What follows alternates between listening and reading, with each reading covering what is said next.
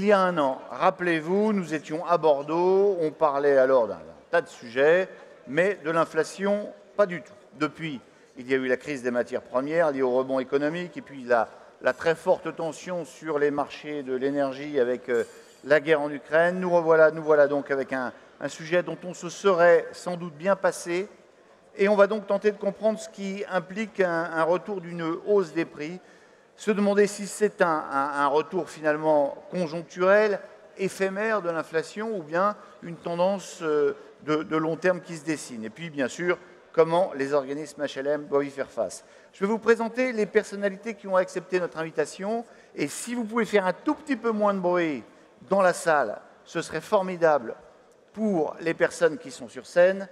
Daniel Cohen, vous êtes professeur d'économie à l'École normale supérieure, président de l'École d'économie de Paris. On va avoir une approche macroéconomique avec vous. Je signale que vous êtes également l'auteur d'un tas d'ouvrages. Je vais citer quand même le dernier, Homo numericus, aux éditions Albin Michel, publié en juin dernier.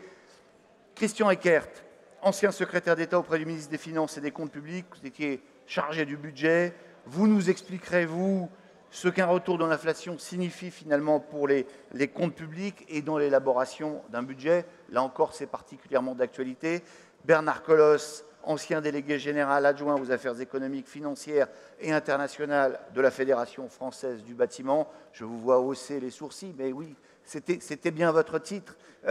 Vous êtes un grand spécialiste de l'économie de ce secteur. Vous resserrez évidemment la question autour de la question du bâtiment. Et puis Dominique Corrin, qui nous fait le plaisir d'être à cette tribune, directeur des études de l'USH.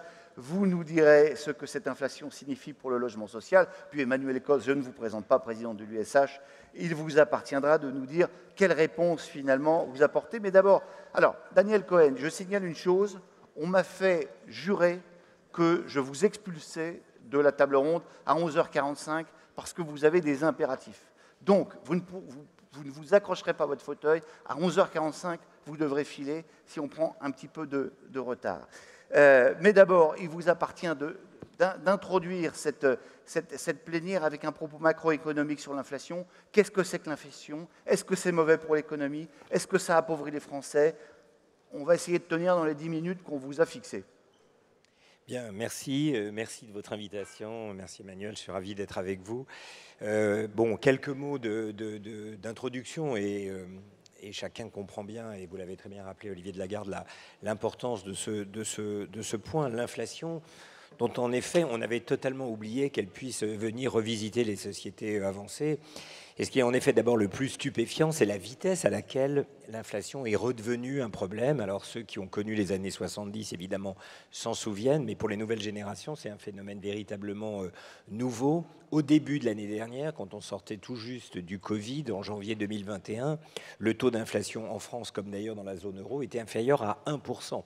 Et le problème à l'époque était exactement inverse de celui qu'on connaît aujourd'hui. Il s'agissait pour les banques centrales et les politiques budgétaires de raviver l'inflation pour la ramener à l'objectif de 2%. Oui, on dit qu'une bonne inflation, c'est 2%. Voilà, enfin, c'est celle en tout cas que la Banque Centrale Européenne a fixée comme étant la bonne. Ça aurait pu être 2,5 ou 3, franchement, ça n'aurait pas changé. Mais cet objectif pourtant bas, en fait, à l'origine de 2%, on n'arrivait plus à l'atteindre. Et toutes les politiques qui ont été menées depuis une dizaine, quinzaine d'années visaient à raviver un mort qui ne voulait pas se réveiller. Et tout d'un coup, on est confronté au problème exactement inverse. L'inflation, la formule de Milton Friedman, c'est comme le dentifrice quand il est sorti du tube. C'est très difficile de la faire revenir dans le tube une fois qu'elle est sortie. Et on est un peu confronté aujourd'hui à cette question.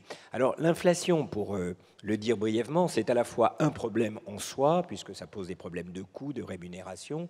Je vais y revenir évidemment, mais c'est surtout et d'abord l'expression d'un problème ou de plusieurs problèmes. Et ces problèmes-là, c'est ceux-là, en réalité, qu'il faut traiter à la racine si on veut, de fait, retrouver un environnement calme, stable en matière de prix. Très vite, parce qu'en réalité, vous les avez très bien résumés en introduction, les problèmes qui s'expriment dans cette crise inflationniste sont évidemment considérables. En réalité, à l'exception évidemment de la guerre en Ukraine, ils étaient déjà présents en 2021, ils se sont manifestés de manière de plus en plus nette au cours de cette année charnière. C'est d'abord une crise, on va dire bêtement, de la mondialisation qui est parfaitement claire dans l'année 2021. On a vu les chaînes de valeur, les difficultés d'approvisionnement, y compris dans vos métiers, devenir de plus en plus difficiles. J'ai voulu changer une fenêtre chez moi, il a fallu 6 mois pour que les matériaux ne semblaient pas très, très compliqués parviennent. Et échec de la mondialisation, vous voulez dire quoi? Crise des matières premières avec des produits qui sont fabriqués en Chine qui ne venaient plus, ou en Asie? Exactement. Crise de la chaîne de valeur. On s'est rendu compte à l'occasion d'abord de la crise sanitaire et puis surtout au fond avec la reprise à quel point nous étions dépendants de producteurs très lointains. On l'a vu dans l'industrie automobile avec les microprocesseurs, on l'a vu dans les matériaux, je suppose, si c'était ça l'explication du retard à changer la fenêtre. Et donc on a vu tout d'un coup l'extrême vulnérabilité où nous étions, ce qui fait qu'aujourd'hui on est en train de prendre la mesure de cette dépendance, à l'heure où, aujourd'hui encore, parce que la Chine a été particulièrement frappée en ce début d'année par le Covid, qu'elle a mené une politique, on va dire très simplement absurde au regard du fait qu'il existe aujourd'hui des vaccins, cette politique zéro Covid, qui paralyse considérablement l'activité chinoise et qui, ce faisant, la Chine étant un des grands fournisseurs de marchandises dans le monde, paralyse l'ensemble de l'économie mondiale. On comprend aujourd'hui que la Chine, en réalité, va avoir cette année une croissance beaucoup plus faible que celle qui était attendue. Bon, on espère tous qu'avec le Congrès qui devrait remettre Xi Jinping au pouvoir, cette politique zéro Covid va s'interrompre, mais pour l'instant, on ne dévie pas de... Et avec les Chinois, on n'est jamais sûr de rien. On n'est jamais sûr de rien. C'est comme avec la politique italienne, il y a beaucoup de choses comme ça qui nous surprennent toujours, mais en tout cas... Si, avec la politique italienne, on est sûr qu'on va être surpris. On est sûr qu'on va être surpris, alors qu'avec les Chinois, c'est une surprise qu'on soit surprise. Voilà, tout à fait. La deuxième chose aussi qui vient au cœur, au fond, des dérèglements du monde, mais d'une toute autre nature, c'est la crise du marché du travail. On a vu notamment aux États-Unis ce phénomène imprévu de Big Quit, de Great Resignation, c'est-à-dire ce phénomène où un très grand nombre de travailleurs américains, à la sortie de la crise du Covid, ont quitté leurs emplois, notamment dans les secteurs qui ont été exposés à la crise sanitaire, dans le secteur de la santé, mais pas seulement.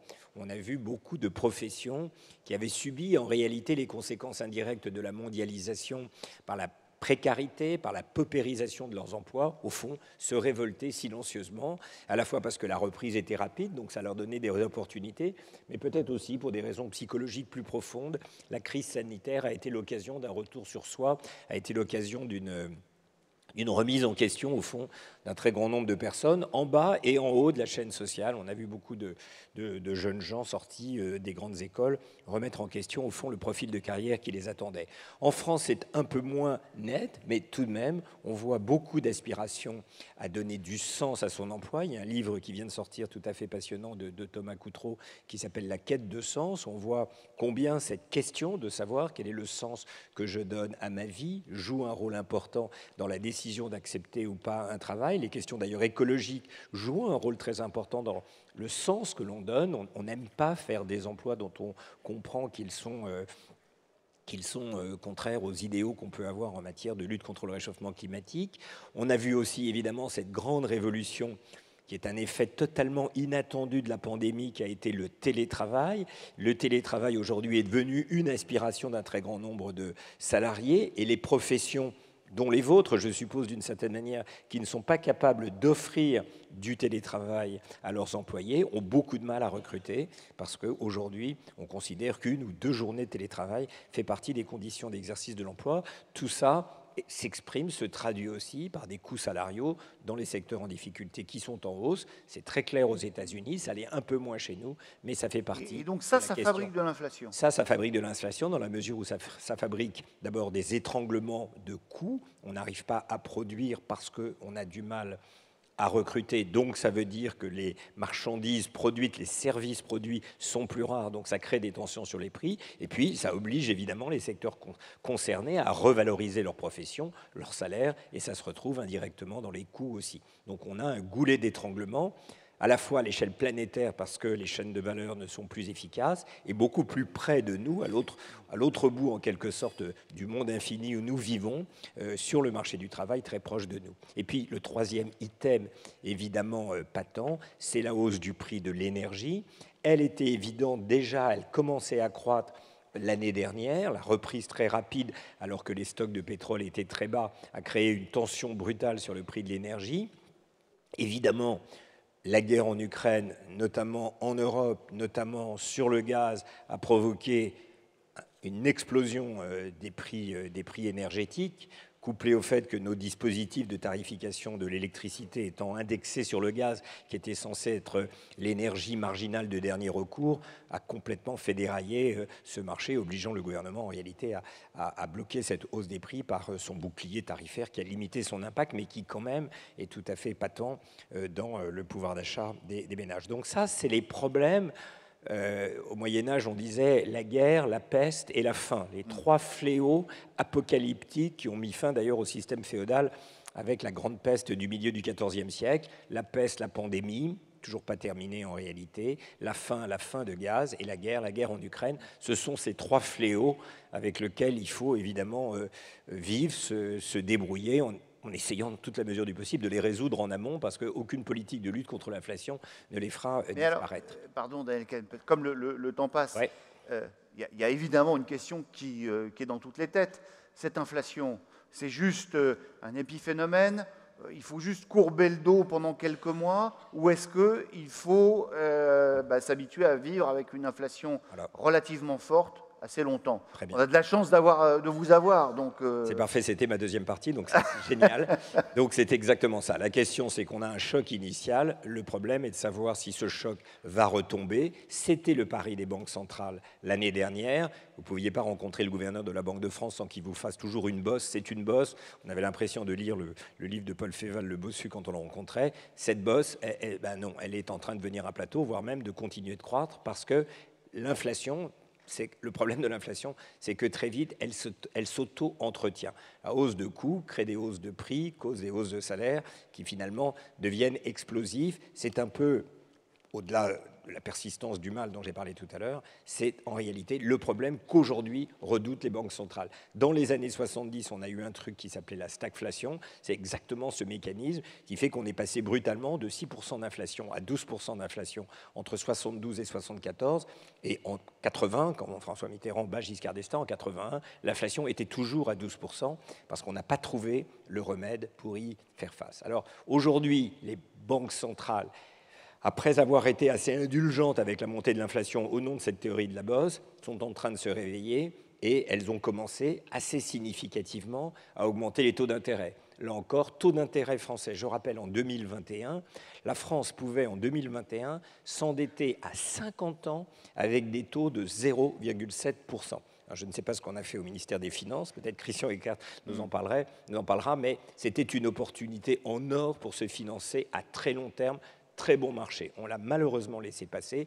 Les taux sont remontés brutalement. En France, on est autour de 2,7%. 2 points de plus qu'on était à 50 ans l'année dernière. Donc là, on voit l'impact de ce resserrement des politiques monétaires. Dans l'imaginaire des banques centrales eux-mêmes et parfois du public, les banques centrales peuvent, en tournant le robinet des liquidités, agir directement sur le taux d'inflation. C'est évidemment une fiction. Les banques centrales, quand elles tournent le robinet des liquidités, elles montent les taux, et cette hausse des taux a des impacts sur l'économie réelle qui finit par ralentir l'économie réelle et peser sur les prix, que ce soit en faisant monter le chômage ou en augmentant ou en provoquant une récession qui peut éventuellement faire baisser le prix des matières premières et de l'énergie dans le monde. Il n'y a pas de remède miracle. La preuve, et j'entendais beaucoup dans les présentations qui ont été faites avant, cette référence à la spéculation immobilière, etc., la preuve que les banques centrales n'ont pas de remède miracle pour conjuguer, pour fixer le taux d'inflation, c'est que, comme je le disais tout à l'heure, pendant 10 ans, elles ont injecté des tonnes de liquidités dans le monde dans l'espoir de faire remonter l'inflation en vain. La seule chose qu'elles ont réussi à faire par leur politique de taux d'intérêt faible, de liquidité abondante, ça a été non pas de relancer l'inflation comme elles le souhaitaient, mais d'augmenter l'inflation du prix des actifs. Tous les actifs ont augmenté au cours de la dernière décennie, les actifs évidemment mobiliers, les bourses du monde entier, etc., mais aussi et surtout peut-être les actifs immobiliers. La hausse du prix de l'immobilier a évidemment beaucoup d'autres causes qui ont été évoquées, la demande en des lieux ici et précis qui s'intensifie, mais en grande partie, la hausse du prix de l'immobilier a été nourrie, alimentée par ces politiques monétaires très laxistes. Aujourd'hui, ce que les banques centrales, et vous m'arrêtez Olivier quand vous voulez que je stoppe, mais les banques centrales du monde entier sont en réalité et peut-être surtout en train d'inverser ce qu'elles ont fait pendant 10 ans. Elles resserrent les liquidités, elles remontent les taux, elles ne parviendront pas, comme elles le pensent si facilement que ça, à endiguer l'inflation, même si à terme, évidemment, elles y parviendront. Mais la première chose qu'elles vont faire, ça va être de casser de faire crever toutes les bulles financières qu'elles ont créées au cours des 10 dernières années. Et donc, on ne peut pas exclure que dans le marché de l'immobilier, des tensions nouvelles se fassent jour qui viendront changer la donne en matière de financement, en matière de soutien des prix. Et la spéculation dont on parlait tout à l'heure deviendra plus difficile parce que les conditions de financement des spéculateurs, entre guillemets, seront évidemment différentes. Donc, pour répondre à la question que je vous posais, parce qu'effectivement, il va falloir... Ouais, on y va. Ça veut dire qu'on n'en sait rien, si l'inflation va se poursuivre ou pas. Ce qu'on sait, c'est que les politiques monétaires vont certainement contribuer, au-delà de tout ce que j'ai dit, à créer une récession cette année. Ça va être le cas aux États-Unis, c'est déjà le cas en Allemagne pour d'autres raisons que la politique monétaire.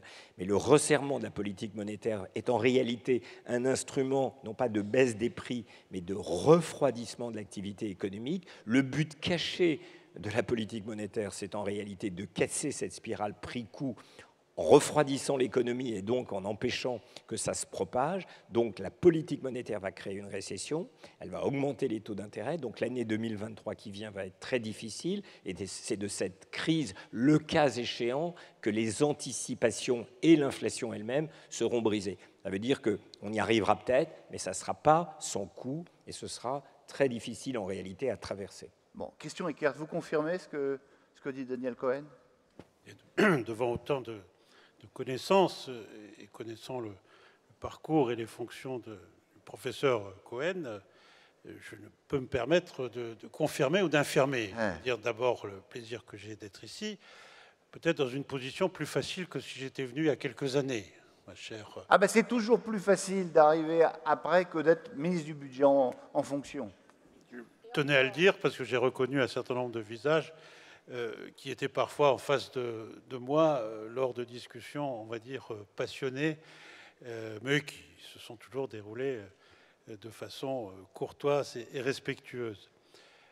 Ce que j'ai envie de dire d'abord, c'est que, de façon très cartésienne, un budget, c'est composé essentiellement de recettes et de dépenses. Moi, je suis professeur de mathématiques de formation, et donc j'ai cette vision assez cartésienne, et je vais peut-être prendre cette structuration et de regarder ce que donne, je viendrai ensuite plutôt sur votre question et rebondirai sur ce que vous venez de dire, de regarder d'abord les dépenses et ensuite les recettes. Alors bien sûr, pour l'État, pour le budget de l'État, pour les ministres, pour le secrétaire d'État ou le ministre du budget, l'inflation, c'est a priori des dépenses supplémentaires. L'augmentation des salaires, dont on voit qu'elle est forcément sous-jacente à l'augmentation des prix, l'augmentation des salaires, et notamment des fonctionnaires, l'augmentation des pensions, qui vient d'ailleurs d'être décidée de façon significative, l'augmentation des dépenses de l'État, parce que l'État aussi dépense de l'énergie, il chauffe ses bâtiments, il éclaire ses bâtiments. Tout ça, ce sont des dépenses supplémentaires. Et j'ai envie aussi, bien sûr, de parler, je ne peux pas ici ne pas évoquer la question des allocations de solidarité, des AIS, et notamment des APL, puisque nous sommes ici au congrès de l'USH. Donc, tout ça, ce sont des éléments qui pourraient faire extrêmement peur et dire mais c'est une catastrophe pour le ministre du Budget parce qu'il va être obligé de satisfaire un certain nombre de besoins beaucoup plus importants, spontanément plus importants et parfois incontournables. Je veux dire, on ne peut pas laisser des bâtiments qui ne sont pas du tout chauffés, même si on peut toujours travailler sur la réduction des dépenses.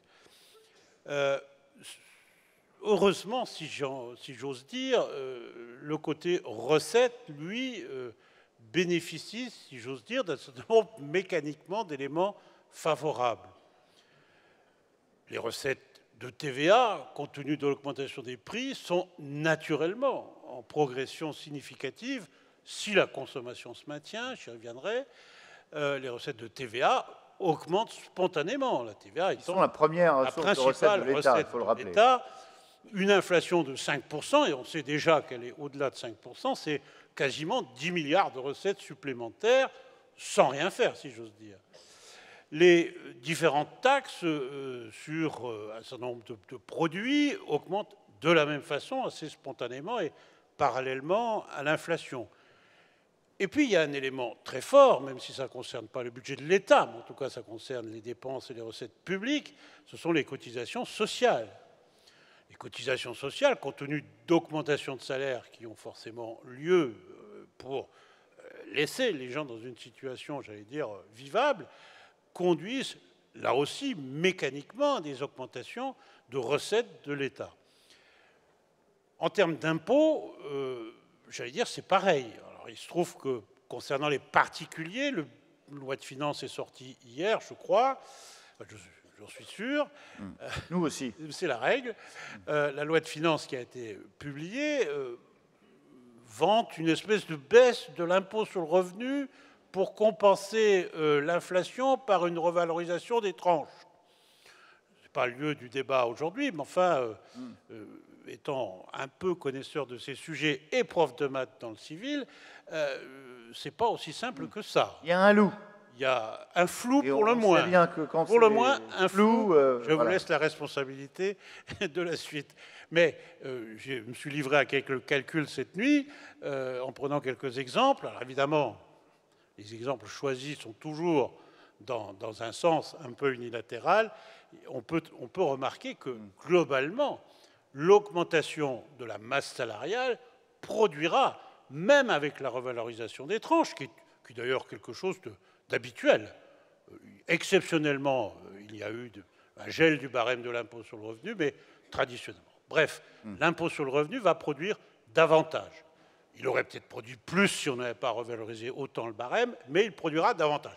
Quant à l'impôt... mais c'est un jeu à somme nulle ou pas? Quant à l'impôt sur les... Non, je pense qu'il produira davantage. Je n'ai pas épluché le projet de loi de finances, je n'ai pas eu le temps. Bref. Quant aux sociétés, l'impôt sur les sociétés, il se trouve que la conjoncture des dernières années conduit à ce que l'impôt sur les sociétés est beaucoup plus rapporté ces temps-ci que les années précédentes. Donc je dirais que tous ces éléments favorables, alors qu'en pense-t-il, j'anticipe votre question, les éléments défavorables que j'évoquais auparavant. Il y a un élément qui me paraît essentiel, c'est la chronologie des choses. Je voudrais attirer votre attention, notre attention, sur le fait que les hausses de recettes que j'évoquais, j'allais dire, sont immédiates. La TVA est perçue au fil de l'eau. Les cotisations sociales sont perçues en temps réel. Quant aux dépenses supplémentaires, je vais jouer à contre-emploi. Je fais confiance à la direction du budget et au service de Bercy pour opérer un certain nombre d'opérations qui conduisent à, vous le savez, retarder certaines choses, il joue la montre, hein, décaler certaines hausses de rémunération. Aujourd'hui, on annonce des choses, et puis comme par hasard, on dit qu'elles seront en vigueur à partir du mois de septembre 2023. C'est sympathique, mais enfin, il se passe quand même une année pendant laquelle la dépense n'a pas lieu. Et prenons les dépenses, j'allais dire, courantes. Quand, je ne sais pas si François Adam est encore là, ancien directeur de cabinet, il est là. Quand vous attribuez des crédits à des ministères, ben, ils ont des crédits. Ils n'ont pas un nombre de voitures à acheter. Ils ont une somme qui leur permettra d'acheter des voitures. Et si, au lieu d'en acheter 2000, ils en achètent 1800, entre guillemets, ils feront avec pour gérer les choses. Ce que je veux dire, c'est que souvent, Bercy raisonne en crédit et non pas en volume de dépenses, en matériel à dépenser. Et donc, le décalage entre cette immédiateté des recettes, quasi-immédiateté des recettes supplémentaires, et maîtrise, décalage, retardement d'un certain nombre de dépenses, qui de toute façon interviendront, fait que ce n'est pas forcément une énorme difficulté que de boucler un budget, au moins en début de période d'inflation. Quand je dis ça, c'est quasiment un euphémisme. Et tout ça me conduit à dire qu'en fait, il y a deux stratégies possibles. Je rebondis un peu sur ce que vous disiez sur la lutte, la bataille contre l'inflation. Certes, il y a des questions monétaires, taux d'intérêt, etc., création de monnaie, ce sont des choses complexes, monsieur le professeur, que je vous laisse. Après, pour l'État, il y a peut-être deux stratégies. Pour aider nos concitoyens, parce que tout le monde a ce souci en tête, je veux dire, quelles que soient nos positions politiques, pour aider nos concitoyens, il y a deux formules. Ou on aide les prix ou la dépense, le prix des objets à ne pas augmenter, on essaye de contenir les prix, ou on donne un certain nombre de moyens pour pouvoir supporter les prix qui augmentent.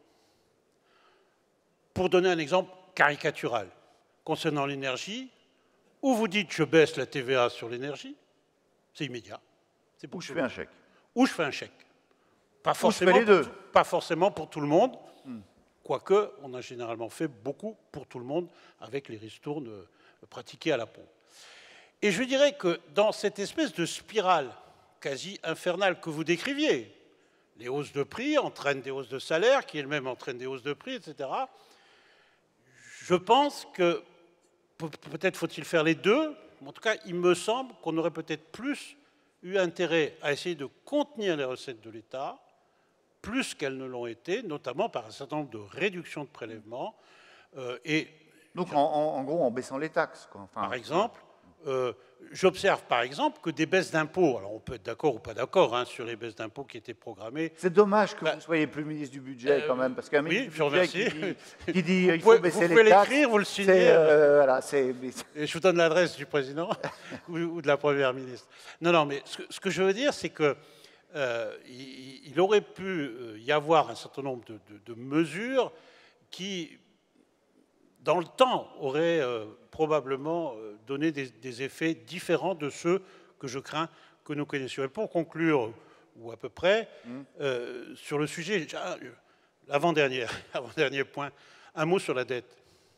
Puisque une question que me posent régulièrement les gens, et notamment d'ailleurs dans cette salle, c'est qu'en est-il de la soutenabilité de la dette publique par rapport à l'inflation et à la hausse des taux d'intérêt? Je dirais que traditionnellement, on dit que l'inflation est plutôt bon pour le ratio dette sur PIB, dans la mesure où le dénominateur augmente alors que le numérateur n'augmente pas forcément. L'inflation, c'est toujours bon pour les gens qui sont endettés. C'est ce qu'on dit traditionnellement. Il faut quand même faire attention. Le professeur Cohen rappelait tout à l'heure que les taux d'intérêt exceptionnellement bas, 0,7 à 50 ans, oui, mais négatifs, parfois même à 10 ans. Non, mais il faut avoir contracté un emprunt quand les taux étaient bas. Et aujourd'hui, c'est plus facile avec une inflation forte. Et vous voyez, le professeur Cohen, il fait comme ça de la tête. Ça veut dire j'ai un bon point. Non, mais c'est bien. Peut-être pourriez-vous être ministre du budget aussi. Bon, donc, parlez-en à ma femme. Et à la mienne. Ce qui se passe, quand même, je crois que si on n'a pas une hausse beaucoup plus importante que celle que nous connaissons aujourd'hui, on devrait pouvoir passer les choses sans encombre. Et le dernier point, je vous promets, que je voulais évoquer, est-ce que les hausses de recettes spontanées qui se produisent et les hausses de dépenses parfois maîtrisables qui se produisent se compensent? Ce que j'ai envie de vous dire, c'est que ça dépend du dernier point qui a été évoqué tout à l'heure, c'est-à-dire de la durée du phénomène. Je pense que si le phénomène est court, nous devrions pouvoir passer les choses sans trop d'encombre. Malheureusement, je crains, comme vous le disiez, que le phénomène dure, et dans la durée, cela risque d'être quand même un problème pour les finances publiques. Donc je ne vais pas vous faire une réponse de langue de bois. Je pense qu'à court, voire à moyen terme, pour le budget de l'État, ce n'est pas insurmontable et ça a certains aspects favorables. À long terme, ça pourrait devenir un souci, surtout si les taux d'intérêt continuent à augmenter. Je ne pense pas qu'on puisse lutter contre l'inflation uniquement avec des mesures monétaires. Il me semble que vous avez un peu laissé sous-entendre ça, et que l'action de l'État dans le choix, bouclier sur les dépenses ou frein sur les recettes, notamment fiscales, doivent aussi contribuer et accompagner les efforts qui sont faits sur les taux d'intérêt. Merci. Bon, on demandera peut-être à Daniel Cohen de vous répondre avant qu'il ne s'en aille. Mais alors, Bernard Colosse, on avance évidemment dans notre débat. On est parti de la macro, on parlait de l'État. Avec vous, évidemment, les conséquences de cette inflation dans le secteur de la construction.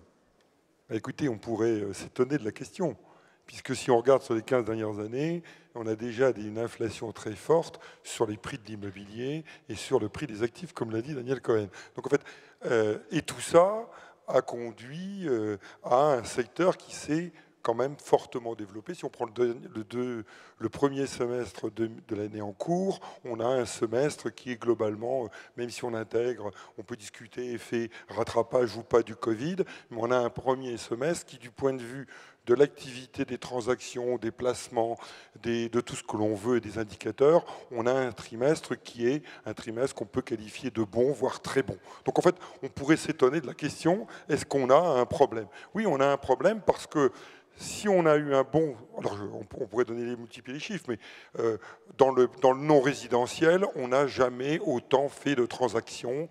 Sur le logement, pareil.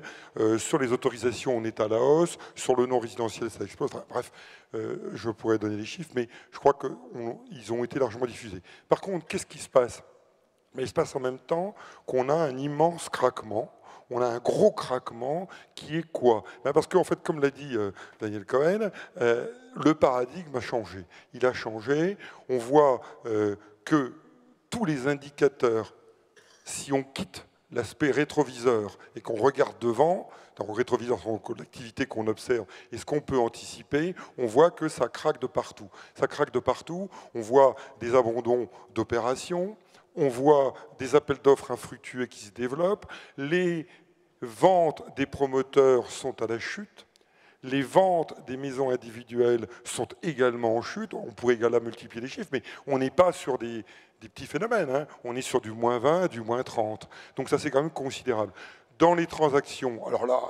Malheureusement, comme on a des statistiques avec beaucoup de retard, dans un même journal, on peut avoir page 2, comme quoi ça s'effondre, page 3, que ça monte, que les métropoles se développent, à l'autre part que c'est les jeunes régions. Enfin, globalement, on a quand même l'idée qui domine qu'on a quelque chose qui est en train de se gripper à peu près partout. Et ce grippage, on l'observe également dans les travaux sur l'existant, que ce soit dans le résidentiel ou dans le non résidentiel.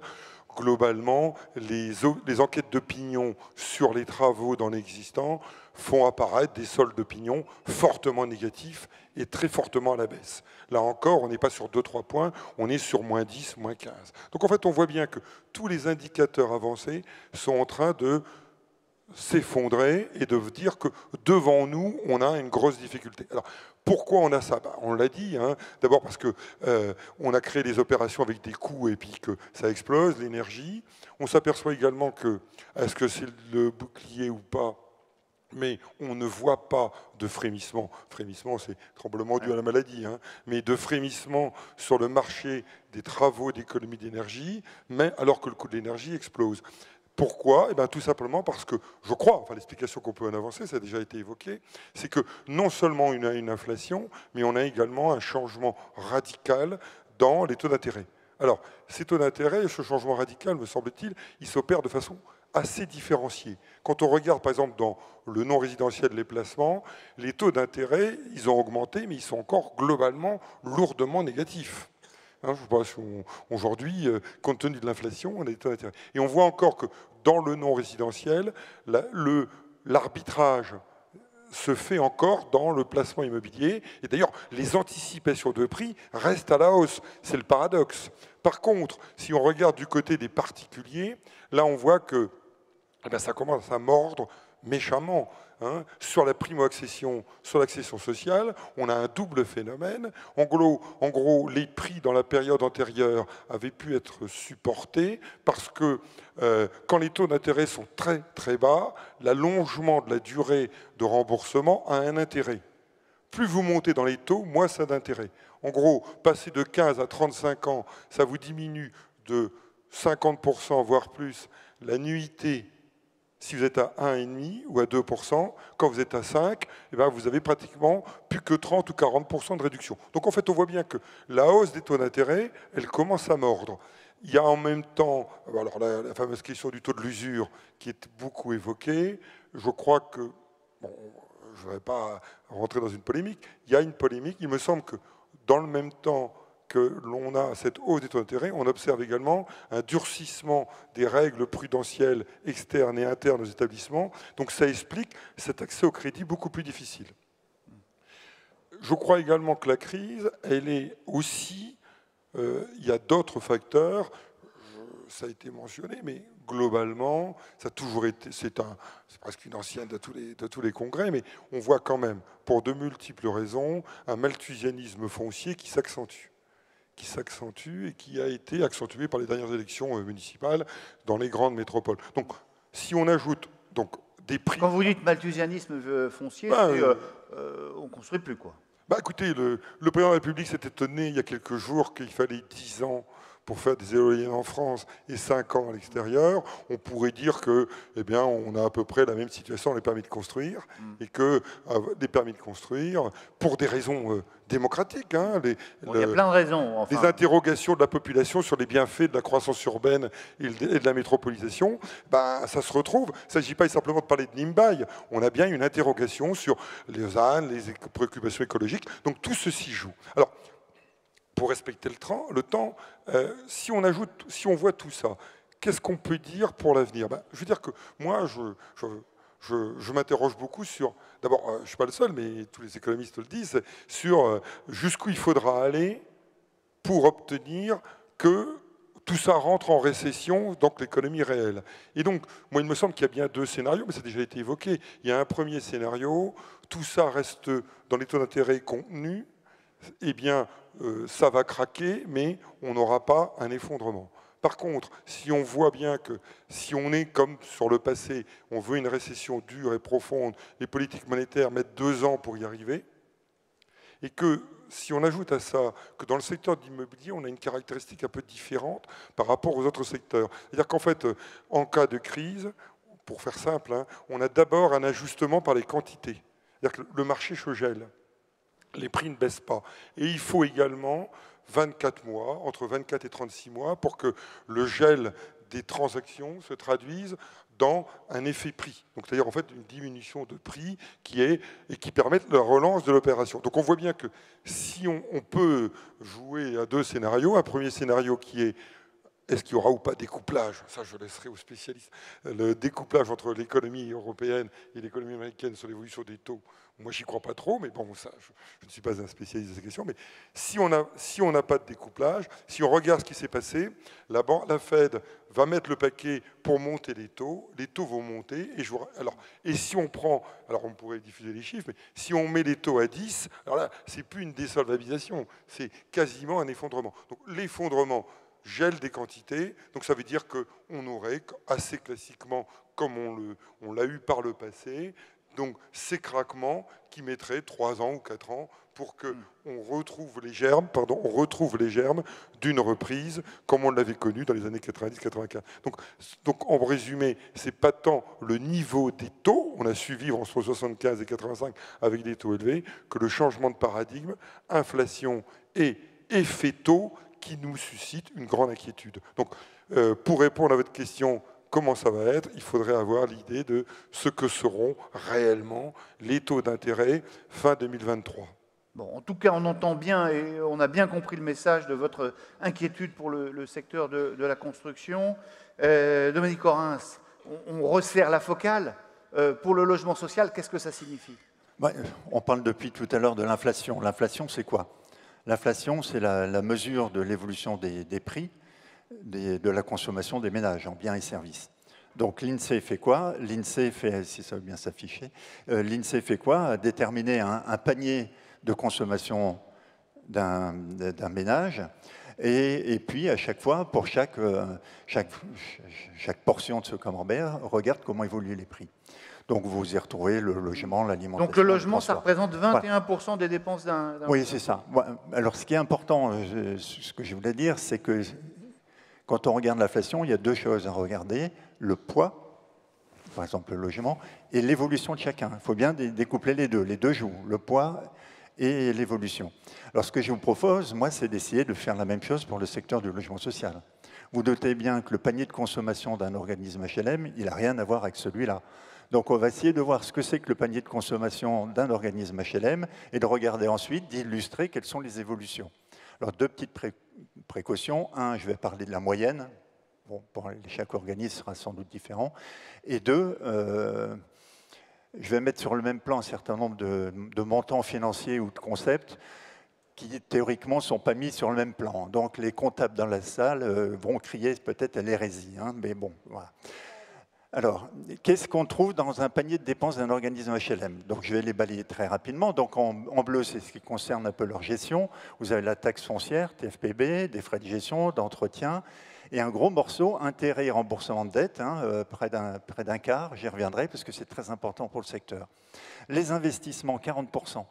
Ça, c'est le secteur est des très, très gros investisseurs. Ça, il faut le retenir, c'est une des caractéristiques économiques de notre secteur.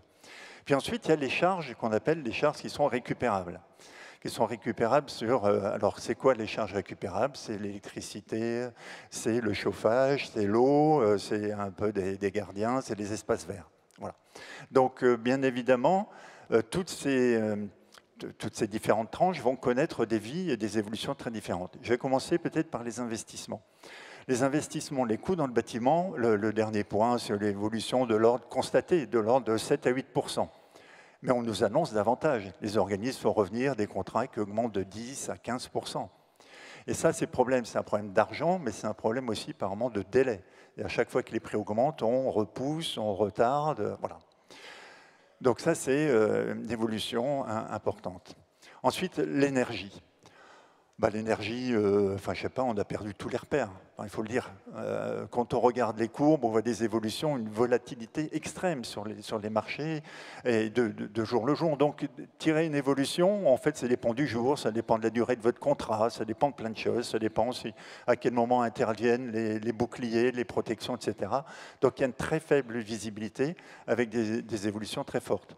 Derrière, il y a un indicateur que vous pouvez retenir. Dès qu'on parle de multiplication au lieu d'utiliser les pourcentages, c'est que c'est grave. Hein. Voilà, là, parce que, vous voyez, une multiplication par 4, c'est plus 300%. Hein. Voilà. Donc, je ne vais pas détailler tous les postes, mais par exemple, la TFPB, ça augmente comme quoi? La TFPB, c'est un impôt, il repose sur une base qui augmente comme l'inflation, et avec le taux de la collectivité. Donc, ça va plus vite que l'inflation. Et j'en viens sur un poste très important sur les intérêts. Donc là, c'est un peu spectaculaire aussi. Pourquoi? Les organismes ont une dette importante, 150 milliards, c'est normal, ce sont des gros investisseurs, indexés essentiellement sur le taux du livret A. Le taux du livret A, vous savez ce qu'il a fait, il était de 0,5, il est passé à 2, c'est une multiplication par 4. Mais plus on est petit, plus les évolutions sont fortes. Si vous prenez le taux du PLAI, c'est livret A moins 0,2. Donc il est passé de quoi? De 0,3 à 8, c'est une multiplication par 6. Donc vous voyez, il y a une augmentation très forte des sous-jacents, parce que la particularité du secteur, c'est qu'il emprunte à taux variable, alors que dans le secteur privé, c'est un emprunt à taux fixe. Donc ils ne seront pas confrontés à ça dans le secteur privé. Donc une augmentation très forte. Alors ça pourrait être effectivement gênant en se disant, il y a là une portion pas négligeable des dépenses qui va augmenter très vite, mais bien évidemment, le principal prêteur qui est concerné n'est pas... connaît très bien le sujet, il a mis en place des mécanismes de lissage, et des mécanismes de lissage notamment grâce au remboursement de la dette. Grossièrement, l'annuité pour l'annuité des prêts est fixe, et si les intérêts augmentent, vous allez rembourser moins de capital. Donc ça permet d'étaler dans le temps et de supporter différemment cette hausse des intérêts. Mais voyez bien, si on ne rembourse pas, ça augmente la dette. Hein. Donc tout ça, c'est une forme d'endettement supplémentaire. Donc c'est une solution qui est très intéressante, indispensable, mais pas pérenne dans le temps si les taux d'intérêt, comme vous le disiez, étaient durablement longs. Donc j'ai fait cet exercice sur les dépenses, je vais faire plus rapidement celui sur les recettes, parce que c'est la même chose. Hein. Donc là j'ai fait vraiment très simple, j'ai résumé en bleu ce qui correspond à l'exploitation, il y a les loyers, mais il y a aussi par exemple la vente, enfin là, bon, j'ai mis essentiellement les loyers. Du côté du financement des investissements, il y a les subventions et les prêts, et puis il y a les charges récupérées. Donc on va voir quelles sont les problématiques qui touchent ces différents postes. Du côté des subventions et je vais commencer par les charges. Alors, je vous ai parlé tout à l'heure des charges récupérables. Ensuite, il faut les transformer en charges récupérées. C'est-à-dire, là, puisque c'est une recette, quelle est la faculté des organismes de récupérer des charges très fortes, en augmentation très importante ces derniers mois. Donc les organismes, ils essaient de repousser des régularisations, ils vont peut-être essayer de faire du lissage, ils sont bien aidés par les boucliers, mais c'est un vrai sujet. À quel rythme tout ça, ça peut être mobilisé sans pénaliser trop les locataires. Du côté des investissements, du côté des subventions, elles accompagnent les investissements. Va se poser un nouveau phénomène, c'est la date. Quand vous recevez une subvention une année donnée ou 3 ans plus tard, ça n'a plus la même valeur quand l'inflation repart. Puis les prêts, alors on a l'impression que c'est mécanique, j'ai besoin de prêts, ça vient, mais pas forcément, avec la crise peut-être qui s'annonce. Est-ce qu'on va retrouver un jour des problématiques de liquidité, c'est-à-dire des banquiers qui n'alimentent plus forcément de prêts? Alors là, c'est une arme très forte du secteur, c'est-à-dire elle est assurée d'une liquidité très forte grâce à son financement par les dépôts sur le livret A qui ne se démentent pas. Donc, je vous ai parlé rapidement des subventions, des prêts. Je vais vous dire en fait ensuite quelques mots bien évidemment, les loyers. Les loyers, ils sont dirigés par quoi? Par l'application ou le plafonnement, l'indice de référence des loyers. Alors, tout ça, ce premier constat, c'est de dire quoi? On a des dépenses, des recettes, tout augmente un peu, mais vous voyez que les dépenses ont tendance à augmenter plus que les ressources. Parce que la ressource principale, c'est le gros bloc IRL, qui au maximum est 3,5 par rapport à d'autres dépenses, vous avez vu, qui augmentent beaucoup. Voilà. Donc ça, c'était le premier constat. Le deuxième constat que je voulais faire sur l'inflation, c'est que cette inflation se traduit de manière très diverse suivant sa nature. Certaines fois, l'inflation, c'est un pic et ça disparaît. Un taux d'intérêt augmente, le gaz augmente, et après ça disparaît, on revient à un taux normal. Et de temps en temps, ça s'applique à une grandeur qui sera à son tour indexée. Par exemple, les salaires, il y a un pic d'inflation, on augmente les salaires, mais ensuite les salaires ne diminuent plus. Donc ça, c'est ce que j'ai voulu illustrer, parce que c'est important, parce qu'on va voir qu'il y a une variable très importante qui joue pour le secteur, c'est le temps. J'ai pris, alors ce n'est pas une simulation, c'est une illustration. Imaginez un scénario où on va faire 2 points de plus sur la dette, et 2 points de plus sur les loyers, simplement pour voir ce que ça donne. S'il y a 2 points de plus sur la dette, sur 150 milliards, ça amène une dépense supplémentaire de 3 milliards. Voilà, immédiatement. Ensuite, si le taux rebaisse, elle disparaît. Et bien, du côté des loyers, ce n'est pas du tout la même chose, puisque pour les loyers, on a une augmentation des loyers qui se poursuit dans le temps. Une fois que c'est rentré dans la masse des loyers, ça se perpétue dans le temps. Et ce graphique, moi, je le trouve très important, parce qu'il montre qu'une partie des problèmes, en fait, pour le secteur du logement social, se résout toujours dans le temps. Notre force, c'est de gérer dans le temps.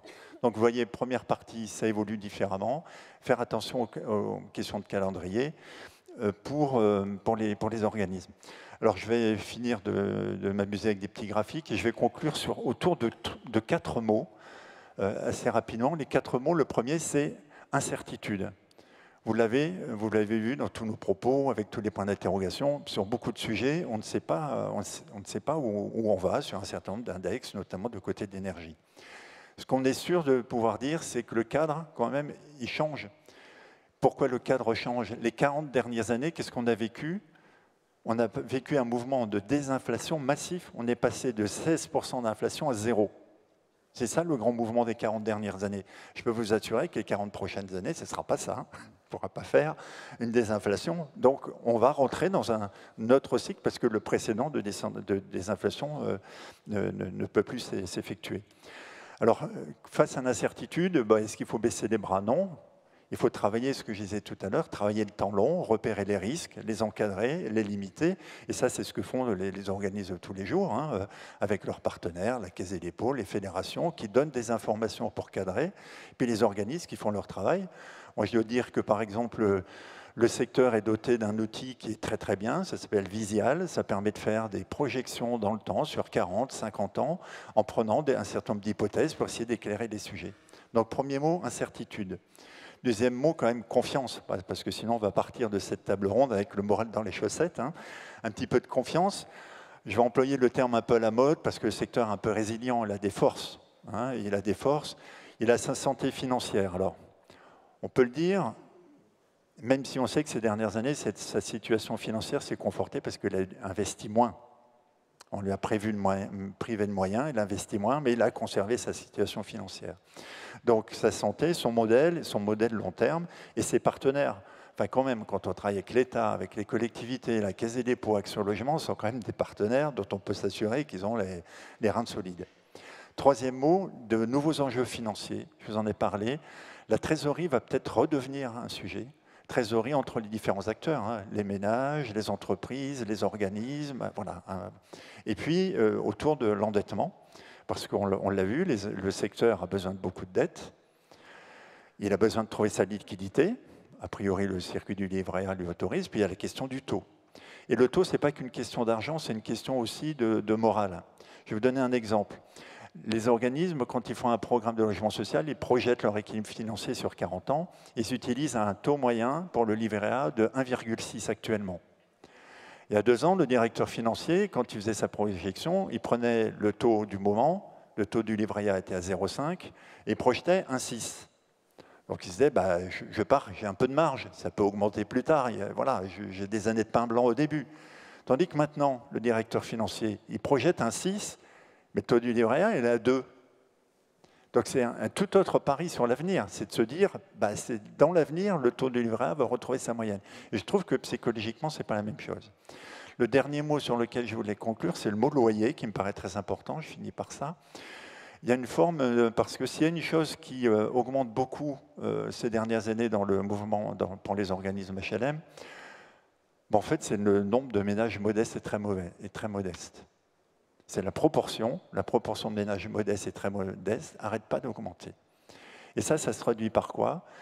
Ça se traduit par le fait que la masse des revenus des locataires, elle n'augmente pas au rythme de l'inflation. Des ménages sortent parce qu'ils ont plus de revenus, ceux qui rentrent sont plus pauvres. Donc le rythme des revenus des locataires ne suit pas l'inflation. Donc on voit bien le paradoxe que j'ai dressé. Un, le lien avec l'inflation. Pour nos locataires en masse, c'est en dessous. Et pour les dépenses, c'est au-dessus. Donc les organismes, ils sont placés entre... C'est une forme de difficulté hein, pour arriver à boucler les deux choses. Et ça, simplement, on redécouvre quoi? Eh bien qu'un loyer, ce n'est pas qu'une variable d'équilibre financier. Le loyer, c'est aussi une variable politique. Ça répond à une politique du logement, pour faire du logement abordable. Et on va avoir l'occasion de... Et donc je vais finir, c'est simplement sur ce point-là. C'est que ce qui peut faire le pont, c'est bien évidemment que l'État et les autres partenaires apportent des aides, aide à la pierre pour faire du logement moins cher, aide à la personne pour rendre les taux d'effort supportables. Aide supportable. Les aides personnelles, on a fait le rapport au Congrès, ça sera mon petit moment de pub. Et si c'est le moment de la pub, c'est le moment qu'il faut que je m'arrête. Merci beaucoup. Daniel Cohen, vous devez filer. Est-ce que je peux vous demander quand même un petit mot de conclusion?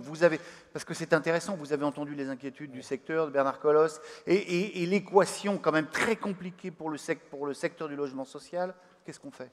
Alors, en effet, le secteur du logement social va être... Parlez bien dans le micro.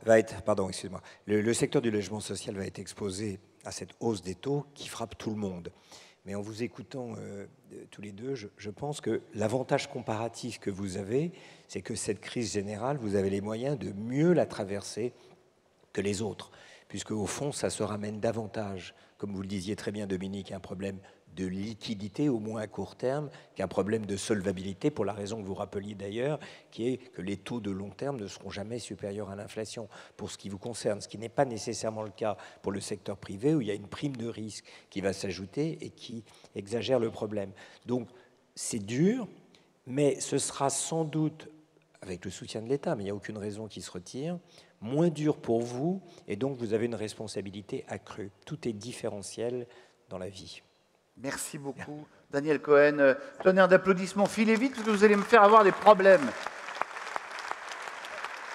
Et puis, évidemment, Emmanuel Cos, je me tourne vers vous. On a entendu, évidemment, ces éminences nous expliquer la problématique.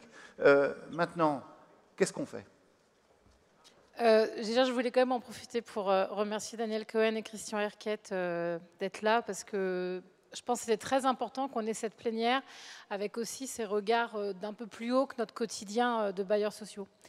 Une de nos difficultés, c'est quoi? C'est que, ça a été dit, notre atout, c'est le temps long, notre capacité à faire le dos rond. Encore faut-il qu'on ait les moyens de sauvegarder nos outils et notre capacité, justement, de faire le dos rond. Pourquoi je dis ça? Quand la RLS est mise en place, on nous dit, vous inquiétez pas, c'est comme si de rien n'était, et on va vous donner des prêts pour compenser tout ça. En fait, on a aggravé notre situation financière sur le temps long. Pour nous faire passer la pilule de la RLS, qui, je le rappelle, est quand même quelque chose d'assez pervers et par ailleurs complètement néfaste au secteur du logement social, mais quand même, les solutions qui nous ont été données, c'est de nous endetter plus, et donc d'augmenter de l'endettement sur des projets qu'on avait déjà menés. Donc on avait déjà quand même prévu des endettements à 40 ou 50 ans. Et l'autre difficulté, c'est que, par exemple, ce qu'a montré Dominique sur les loyers, l'IRL ne va pas plus au même niveau que l'inflation. 2, et Dominique l'a montré, les revenus des locataires ne suivent pas l'inflation. Donc en plus, on a ce décrochage-là, notamment sur les publics les plus pauvres. Mais par ailleurs, on n'a pas toujours droit à augmenter nos loyers. En 2018, il y a aussi une opération gel des loyers. Alors on peut se dire, c'est super, les loyers n'augmentent pas. Mais ce qu'il faut bien comprendre, c'est que quand on nous dit 2018 gel des loyers, c'est un gel des loyers que l'on va reproduire pour toutes les années de loyer à venir, ce n'est pas juste pour 2018. C'est-à-dire que l'on bloque l'augmentation de loyer, donc on perd totalement, immédiatement, des recettes qui étaient quand même envisagées quand on a construit le programme financier d'un programme de logement. Et je dis cela parce que quand certains ont pensé qu'il fallait mettre en place la RLS et tout ce système, en fait, ça a été fait en nous grignotant des outils qui font notre solidité. Et c'est ça qui m'ennuie en fait, parce que d'une part, je crains qu'ils aient de nouveau l'idée de nous grignoter un peu plus de cette solidité. Deuxièmement, c'est extrêmement dommage pour la suite, parce que ce qui nous permet d'avoir 5 millions de logements à loyer très abordables, c'est bien parce qu'on a ce système où en fait on travaille sur le temps long, on s'endette et c'est les loyers étalés sur très longtemps qui nous permettent d'aller, et que ça nous permet de faire face aux fluctuations du taux du livret A. Je voudrais quand même dire, pour la petite histoire, les premières réunions avec les responsables du gouvernement, quand le taux du livret A a commencé à frémir, on m'a dit mais non, mais non, mais non. Vous inquiétez pas, ça n'existe pas. À la Banque des Territoires, Éric Lombard et ses équipes nous ont dit tout de suite, ça va augmenter et ça va pas augmenter un coup. Préparez-vous, et je vous le dis à tous, on sait que ça va augmenter en 2023. Ne vous attendez pas à ce que le taux du livret A rechute. Nous allons avoir au moins 1 an, 2 ans, voire 3 ans d'augmentation du livret A. Là, il est à 2, il sera certainement à 3 l'année prochaine, voire plus, et peut-être qu'il va encore augmenter. Et évidemment, quand on a eu les mesures de ponction sur les HLM, tout ça, c'était un taux de livret A à 0. Donc, en fait, ça laissait entendre que tout ça était finalement assez indolore pour nous. Mais ça change tout, en fait, l'augmentation de ces taux. C'est ça la difficulté. Alors, qu'est-ce qu'on peut faire? Dominique a déjà donné quelques réponses.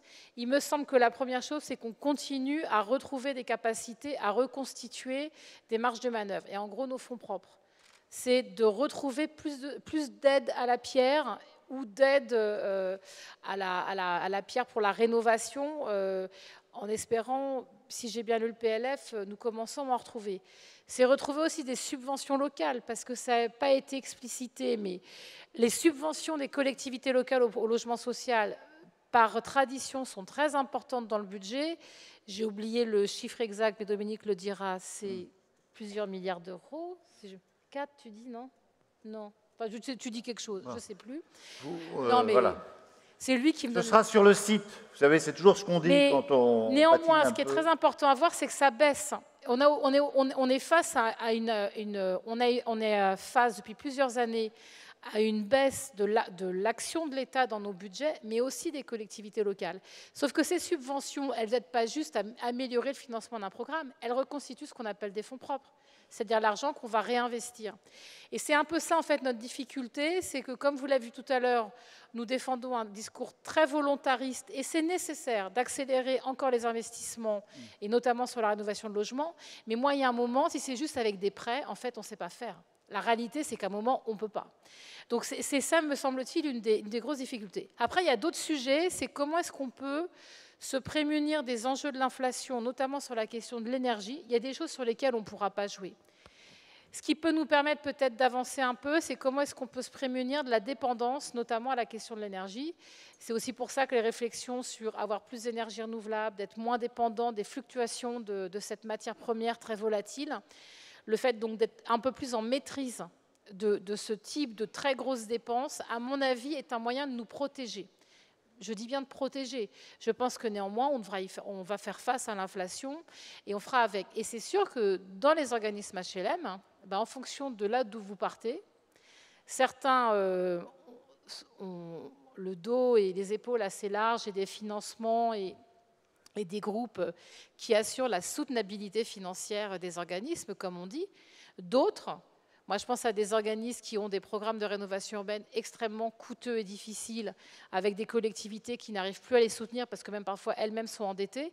Là, la situation va être difficile. C'est-à-dire que très clairement, demain, qu'est-ce que sera les aides de la Caisse de garantie du logement locatif social? Est-ce que nous, on va être amenés à réfléchir à de la solidarité interne à l'ensemble des biens? J'en sais rien, hein. Mais il faut quand même qu'on se pose la question pour les jours à venir. En tout cas, je me disais, Dominique, que cette très belle explication, très simpliste, je pense qu'on pourrait la présenter à beaucoup de gens. Vous savez, tous ceux qui nous ont dit et qui vont nous redire que la RLS n'avait aucun impact. Peut-être au ministre. Mais au ministre et à ses équipes. Non, mais je suis très sérieuse. Hein. Ouais. C'est un peu synthétique, mais ça permet aussi de montrer comment la question des dépenses et des recettes, en fait, c'est pas si simple que ça. Et que quand on a commencé à nous amputer de quelque chose qui était notre recette naturelle, c'est-à-dire le loyer, en fait, on nous ampute de nos capacités à faire face, y compris dans des moments très durs. Je voudrais juste, pour finir, rappeler une chose. Quand le livret A a augmenté, ce qu'on s'attendait, et on ne remet pas ça en cause, personne ne s'est posé la question de nous compenser les 2 milliards de dépenses supplémentaires. Vous avez plein d'entreprises, plein de secteurs qui, depuis 6 mois, demandent une compensation liée à l'inflation. Est-ce qu'une personne s'est dit, tiens, les HLM, ils se prennent 2 milliards dans la tête, ce n'était pas prévu, on va les compenser de quoi que ce soit? Non, je vous rassure tout de suite, personne. Est-ce que demain, ils envisagent de nous compenser quand on sera à 3,5 du taux? Non plus. Pourquoi je dis ça? C'est parce que, par ailleurs, il y a une injustice totale à regarder notre secteur économique comme un secteur autoporteur sur lequel on n'aurait pas le bénéfice à un moment de mesures compensatoires comme on l'a sur d'autres secteurs économiques. Quand vous voyez le niveau d'investissement que nous faisons et donc le niveau de TVA qu'on produit dans les territoires, et je ne parle même pas de l'impact sur l'emploi, c'est quand même assez fou que personne ne se dise qu'il y a un intérêt très fort à nous financer et à nous aider pour justement continuer à être dans ce cercle vertueux. Bon, mais ça tombe très bien parce que Olivier Klein va être à ce congrès et vous pouvez applaudir chaleureusement les 4 participants. On aurait pu continuer évidemment à débattre, malheureusement le temps nous manque.